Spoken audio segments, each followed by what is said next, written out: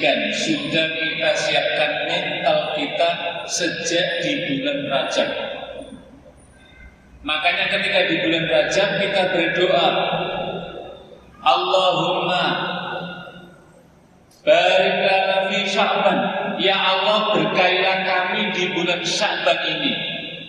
Maaf, di fi Rajab wa Sya'ban, dan di bulan Sya'ban. Jadi Rajab. Berkahi ya Allah di bulan Rajab ini dan di bulan Sya'ban. Wa balighna Ramadhana, dan antarkan kami sampai di bulan Ramadan. Sekarang Allah sudah antarkan kita sampai di bulan Ramadan.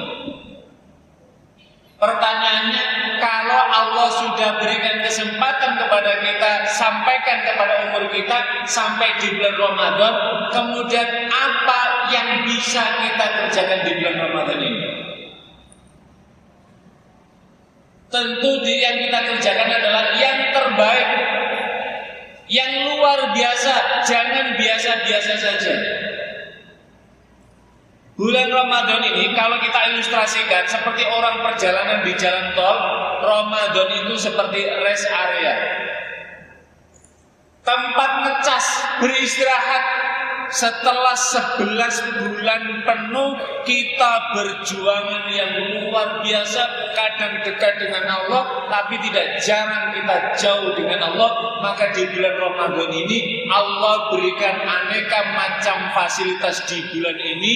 Makanya disebut dengan Syahrul Mubarak, bulan keberkahan, Syahrul Azim, bulan keagungan, Syahrul Maghfirah, bulan ampunan. Apa yang dimaksud dengan bulan keberkahan? Setiap jengkal aktivitas kita dihitung oleh Allah sebagai amalan ibadah. Yang wajib dilipat gandakan, yang sunnah disetarakan seperti standarnya seperti ibadah wajib. Maka jangan biasa-biasa saja. Saya sering menyampaikan, di luar Ramadan ada hari yang istimewa. Apa? Jumat, makanya disebut sebagai Sayyidul Ayyam, tuannya hari. Tapi mohon maaf, ini di sana Pak, enggak di sini. Saya khutbah di daerah jauh sekali, tidak Jakarta. Hari Jumat jam 11:30 jamaah sudah datang. Tapi yang dicari bukan soft terdepan, tiang-tiang masjid, tembok-tembok masjid bersandar di tembok itu. Mudah-mudahan di sini enggak ada Pak ya. Enggak ada.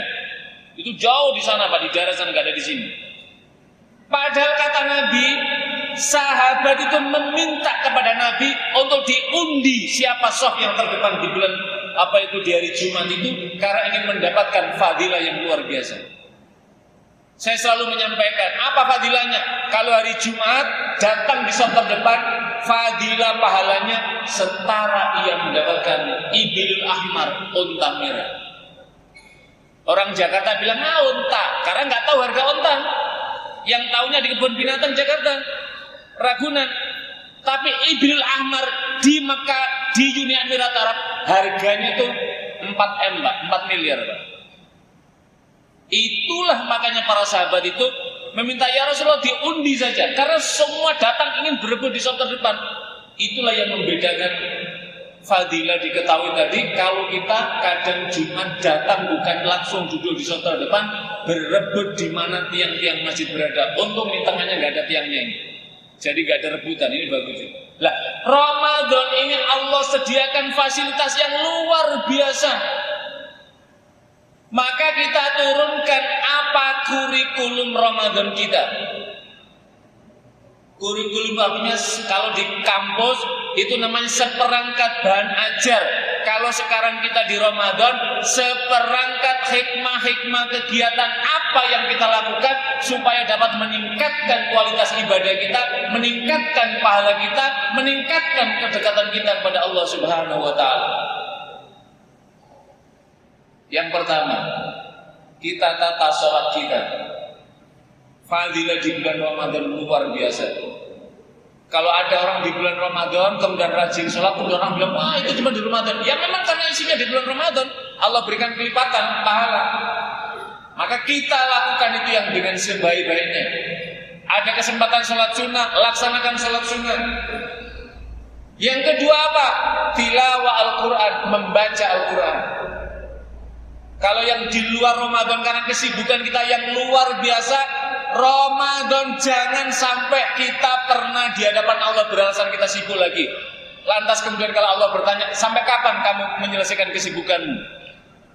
Apa nunggu umur 60, umur 70, umur 80? Iya kalau Allah antarkan kita sampai umur 60, umur 70, umur 80. Kalau tidak, nggak ada kesempatan apa-apa lagi. Padahal yang bisa memberikan syafaat, yang menemani kita, itu adalah bacaan Al-Quran. Di dalam kitab Musnad Imam Ahmad bin Hanbal beliau mengatakan, Iqra'ul Quran fa innahu ya'ti yaumal qiyamah syafi'an lisabi. Bacalah Al-Quran karena bacaan Al-Quran itu nanti akan memberikan syafaat kepadamu. Apalagi di bulan Ramadan ini yang menjadikan Ramadan paling istimewa adalah Syahrul Ramadan alladzi unzila fil Qur'an, bulan di mana di dalamnya Allah turunkan Al-Qur'anul Karim. Ini yang penting untuk kita. Anak-anak kita, diri kita, ponakan kita, keluarga kita ajak untuk di sini ini. Jadi kita target.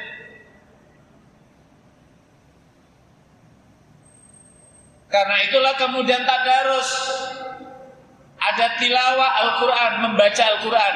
Tadarus Al-Quran berarti membaca bersama belajar terjemahannya. Atasnya lagi membaca, memahami, belajar terjemahannya, kemudian mengambil hikmah-hikmah di dalam Al-Quran. Itu namanya tadabbur Al-Quran. Sayangnya kita sering menyebut tadarus tapi tidak memanai. Kalau orang yang alumni pesantren yang mengerti terjemahnya, nggak membaca terjemahnya dia udah paham. Tapi kalau orang belum mengerti bahasa Arab, belum mengerti terjemahan, mesti didampingi terjemahnya supaya makin mantap hatinya ini karena tahu apa maksud Al-Quran. Abdurrahman bin Mas'ud meriwayatkan salah satu hadis. Abdullah bin Mas'ud, tidaklah orang yang membaca alif lam mim harfun, tidaklah orang yang membaca ketika surat Al-Baqarah ayat pertama alif lam mim itu hanya dihitung satu huruf. Walakin alifun harfun, walamun harfun, wa mimun harfun, berarti ada 3 huruf, berarti ada 3 kebaikan. Wal hasanatu asyru amsalihha, sedangkan satu kebaikan dilipat gandakan menjadi 10 kebaikan. Berarti orang yang membaca alif lam mim itu mendapatkan 30 kebaikan. Masih kurang apa lagi Allah berikan kesempatan seperti ini? Maka tidak mungkin orang membaca Bismillahirrahmanirrahim Yasin kemudian Shadaqallahul Adzim, gak mungkin. Karena ada nilai kebaikan-kebaikan. Lah Al-Quran itu salah satunya adalah memiliki daya magnet psikis terhadap orang yang membacakannya. Makanya tidak jarang orang kemudian ketika berinteraksi membaca Al-Quran tanpa disadari, nalarnya keluar, hatinya tersentuh, matanya meleleh karena merasakan kedekatan ya Allah. Terasa kita sedang diingatkan oleh Allah Subhanahu wa Ta'ala. Dan Al-Quran ini kata Ibnu Qayyim Al-Jauzi ini dapat melunturkan qaswatul qalbi, hati yang mengeras. Hadirin sekalian, masih ingat bagaimana kisah Sayyidina Umar bin Khattab sebelum masuk Islam? Itu nggak ada tandingannya, Pak. Sayyidina Umar itu satu orang itu bisa menyelesaikan 40 orang, itu bisa diselesaikan oleh satu orang. Umar bin Khattab radhiyallahu anhu, saking tangguhnya orang ini. Saat sedang mencari Rasulullah SAW, dia pulang ke rumah adiknya, ketemulah adiknya namanya Fatimah. Dan saat itu adiknya sedang membaca ayat Al-Quran, surat yang ke-20, surat Toha. Bismillahirrahmanirrahim. Toha ma anzalna alaikal Qur'ana litashqa illa tadhkiratan liman yakhsha. Umar langsung meleleh. Ini tidak mungkin, ini ayat, ini firman buatan Muhammad SAW. Ini pasti zat yang menciptakan Muhammad yang membacakan ini. Maka Sayyidina Umar ingin merebut apa yang dibaca oleh Fatimah, tapi tidak diizinkan karena tidak dibolehkan. La yamassuhu illal mutahharun, karena ia masih menjadi orang kafir maka tidak boleh membaca itu. Dari situlah kemudian mencari Nabi Muhammad, tapi semua diam karena saat itu Nabi Muhammad sedang di rumahnya Al-Arqam yang dikenal sahabat, yang waktu itu umur sahabat Al-Arqam kurang lebih sekitar, ada yang riwayat menyebutkan umur 14 tahun. Seorang remaja. Para sahabat ketika Sayyidina Umar datang mengetuk, semuanya udah resah. Wah, ini selesai urusan Muhammad ini, habis ya Nabi. Tapi Nabi Muhammad diberikan informasi intelijen dari malaikat Jibril. Ya Muhammad, Abu Bakar datang ke sini setelah dia tersentuh bacaan Al-Quran adiknya, dan dia datang ke sini ingin bersimpuh, ingin bersyahadat di hadapanmu, buka pintunya. Ketika Nabi Muhammad menyampaikan, yang ada di ruangan penjaga itu buka, wah mati kita semua, dia 40 orang diselesaikan apalagi kita. Buka, sumber informasi intelijen, maksudnya dari malaikat Jibril menyampaikan, baru dibuka. Sayyidina Umar mendekat Rasulullah SAW dan minta disadarkan. Sejak itulah kemudian beliau digelari Umar Al-Faruq, artinya Umar yang pribadinya seperti itu, begitu mendapatkan hidayah Al-Faruq, mampu membedakan mana yang batil, mana yang hak. Makanya syahrul Ramadan alladzi unzila fihi al-Qur'an hudan lin-nasi wa bayyinatin minal huda wal furqan. Karena itulah Ramadan ini mari kita jadikan kesempatan emas yang luar biasa. Jangan biasa-biasa saja, karena mohon maaf belum tentu umur kita sampai di Ramadan yang akan datang. Sehingga menjadikan kita setiap jengkal nafas kita, setiap jengkal kehidupan kita, ada sesuatu, ada nilai yang bermanfaat dalam diri kita. Yang keempat, apa yang kita lakukan? Di bulan Ramadan ini, mari memperbanyak istighfar kepada Allah Subhanahu wa Ta'ala. Dan puncak waktu istighfar terbaik itu kapan? Wabil asharihum yastaghfirun. Ketika kita menjelang sahur atau sedang sahur, itulah waktu terbaik. Alhamdulillah sekarang ini saya lihat sejak aneka macam siaran YouTube, media macam-macam, orang sudah mulai jarang nonton televisi. Betul Pak? Itu di kampung saya Pak, nggak tahu di sini. Itu udah mulai jarang. Itu artinya memberi ruang kesempatan kepada kita sebelum sahur kita ambil air wudhu, tidak langsung makan, tapi kita wabil asharihum yastaghfirun. Ketika di waktu sahur, itulah waktu yang paling utama, paling berkah, paling ampunan kepada Allah, yaitu membaca istighfar kepada Allah Subhanahu wa Ta'ala. Dan subhanallah Bapak Ibu jamaah sekalian, istighfar ini memiliki kekuatan yang luar biasa. Kata Nabi sallallahu alaihi wasallam, "Man lazimal istighfaru ja'alallahu min kulli dhiqin makhraja." Siapa yang membiasakan melazimkan istighfar, maka Allah berikan setiap jalan dari kesulitannya itu, Allah berikan jalan kemudahan.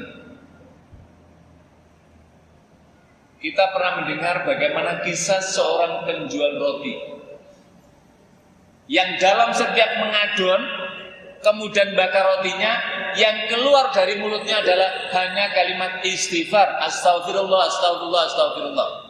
Dan di waktu yang sama seorang ulama besar, ala imam minal madhahib, imam-imam di antara 4 imam madhab, yaitu Ahmad bin Hanbal, keluar dari rumah pergi ke suatu tempat tanpa tujuan untuk apa dia pergi.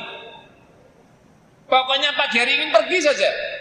Ikut aja apa yang menjadi kemauan langkahnya. Nyampe lah ketika menjelang malam, kemudian tinggallah di suatu kota, kemudian masuk masjid. Dia ingin bersandar istirahat di masjid. Dilala, marbotnya itu mengusir dia. Loh, kamu kok kira-kira di sini gitu? Kamu kok lesan di sini? Gak boleh tidur di Masjid Al-Husna. Pergi sana, ke terasnya. Marbotnya masih turun. Loh, kok kamu udah diusir? Kok pindah ke marbot? Pergi sana.